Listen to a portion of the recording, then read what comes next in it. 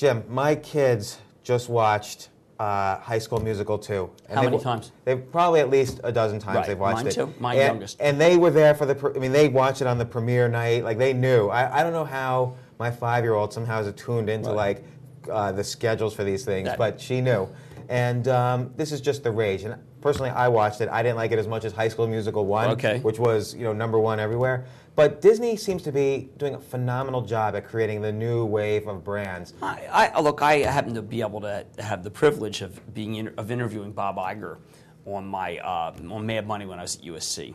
He made a lot of points, but I think the most pertinent point toward this High School Musical is that he can produce $700, $800 million profits now. I mean, when you go through, unbelievable on that brand, right? Because when you go through Procter & Gamble's annual, which is, by the way, pure joy, and I don't mean joy the liquid, you'll see that they judge it by how many billion-dollar brands they have. Now, to support a billion-dollar brand, you got to put a huge amount of money in. You have Disney doing I think in the next few years, you'll see movies that do $1 billion. Right. 60% of that might be overseas. You will then see, when I say $1 billion, I'm counting the ride that comes at the theme park or the show that could be High School Musical. Disney is so undervalued versus its cohort that it's remarkable to be able to get this stock given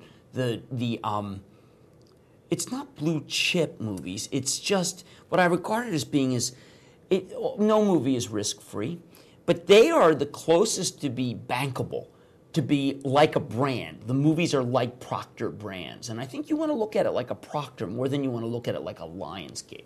Well, it's interesting too because they're definitely creative in how they're distributing their content now. Like I was surprised in the beginning when they started putting Lost up the day of the show. And you didn't have to watch the TV show. I would download it they put it up on iTunes, and I would download it on my video iPod, and that's how I watched every episode of Lost or Desperate Housewives. I think that one of the things that you want to be doing is building an annuity stream of younger people.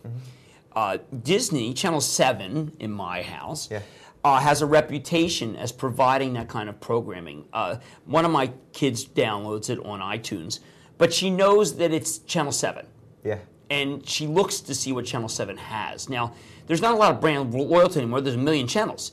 But the idea that she knows that that Channel 7, she doesn't know it is Disney, doesn't know it, seems to have a lot of youthful shows. Maybe something that she got from iTunes or maybe TV to iTunes. It's not necessarily the quickest way to make a profit for ABC, but does it works. It screw with their model, with the advertising? Typically they generate money from advertising. I think that they are one of those companies that's acutely conscious that the advertising stream has become something that the street doesn't like that much. Really? And they're trying to find new ways to amortize product.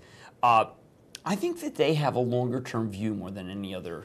Is that because advertising is starting to move towards online? Well, they've made a major move in online. Now, I remember the first go-around under Eisner, what a disaster, the go.com, go2.com. What they seem to be doing now, I was kind of surprised at this Penguin Club. When we started the street.com, I was proud of the subscription revenue, that no one else could have subscription revenue, and then Dow Jones comes into subscription revenue.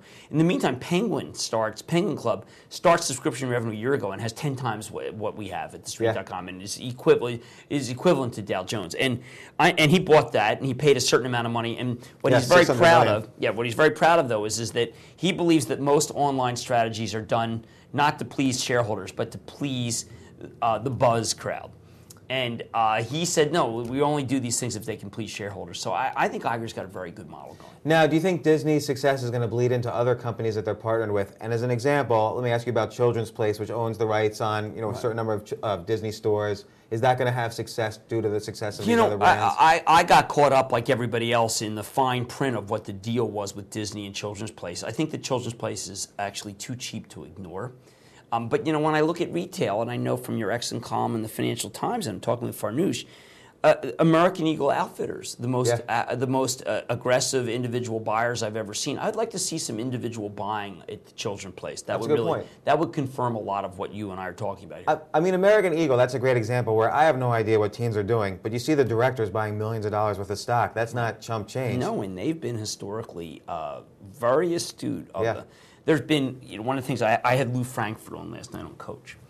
Okay. And there's guys these guys know their businesses. Frankfurt knows his business. Jay Swenson knows his business, American Eagle.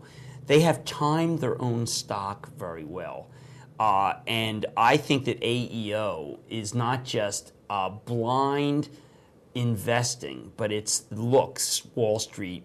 You got it wrong. We got it right. And we're not painting the tape. We're putting $13 million to work. There's no executive in this country who's going to risk $13 million if that stock's going to 18. Yeah. It just doesn't make sense. And that's why I think AEO is right. Okay, great. Well, thanks a lot. Thank you. And Disney and others. Yeah. This is James Altucher at TheStreet.com TV.